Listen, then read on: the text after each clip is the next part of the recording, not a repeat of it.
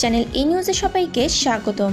পুঠিয়ায় লুকোচুরি খেলতে গিয়ে বিদ্যুৎ স্পৃষ্ট হয়ে মামাতো ফুফাতো বোনের মর্মান্তিক মৃত্যু। নিজস্ব প্রতিবেদক এম এম মামুনের পাঠানো তথ্যছবিতে বিস্তারিত।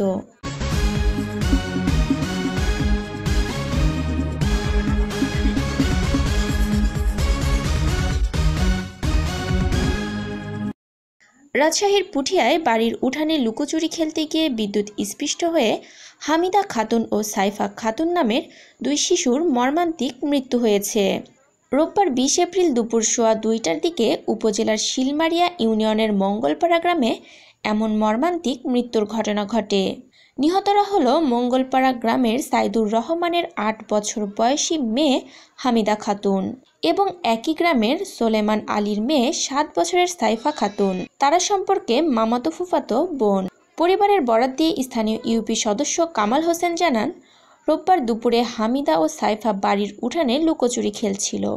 লুকোচুরি খেলতে খেলতে তারা পাশের বাড়িতে গিয়ে একটি ঘরে থাকা ফ্রিজের আড়ালে গিয়ে লুকায়।